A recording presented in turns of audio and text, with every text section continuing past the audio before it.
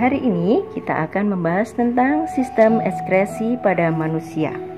Sistem ekskresi pada manusia ada 4, yaitu ginjal, kulit, hati, dan paru-paru. Kita bahas satu persatu. Yang pertama adalah ginjal. Ginjal letaknya di dalam rongga perut bagian belakang di kedua sisi tulang belakang. Bentuknya seperti kacang dengan panjang 13 cm, lebar 8 cm. Struktur ginjal dapat kita lihat pada gambar. Terdiri dari bagian medula, pelvis, dan korteks. Pelvis adalah tempat bermuaranya tubulus, yaitu tempat penampungan urin sementara. Medula terdiri dari beberapa badan berbentuk kerucut. Di sini terdapat lengkung Henle yang menghubungkan tubulus proksimal dan tubulus distal. Sedangkan korteks adalah bagian yang terdapat jutaan nefron yang terdiri dari badan Malpighi.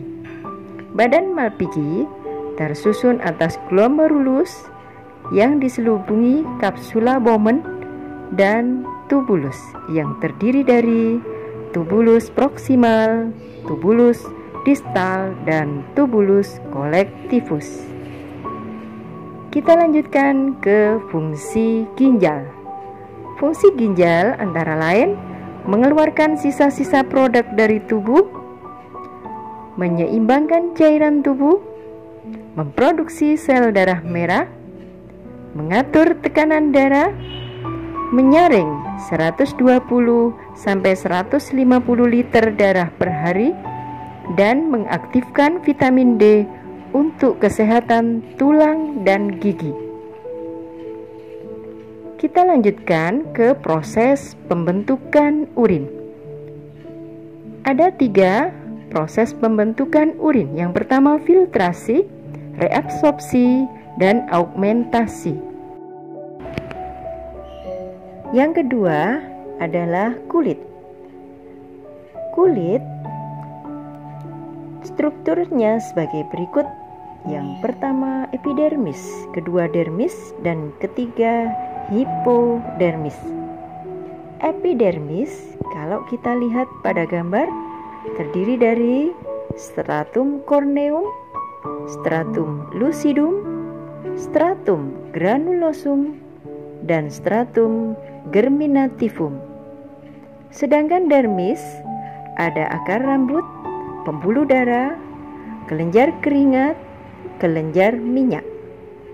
Sedangkan hipodermis merupakan lapisan lemak, berfungsi sebagai sumber cadangan energi dan membantu mempertahankan suhu tubuh.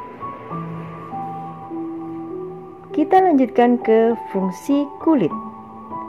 Antara lain pelindung tubuh dari segala rangsangan, sebagai alat ekskresi yaitu mengeluarkan keringat, sebagai alat peraba, sebagai pelindung organ di bawahnya, tempat dibuatnya vitamin D dengan bantuan sinar matahari, pengatur suhu tubuh, dan tempat menimbun lemak.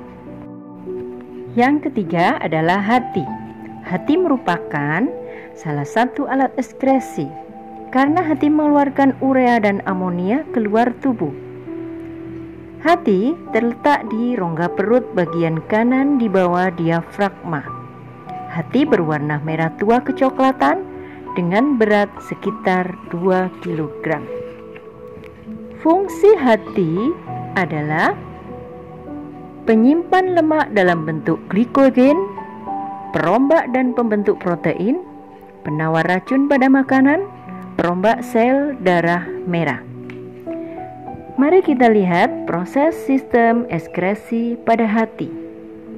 Sel darah merah yang tua atau rusak dirombak menjadi sel-sel histiosit yang menghasilkan hemin, zat besi, dan globin.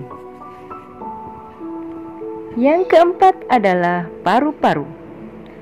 Paru-paru juga berfungsi sebagai alat ekskresi, yaitu mengeluarkan karbon dioksida dan uap air.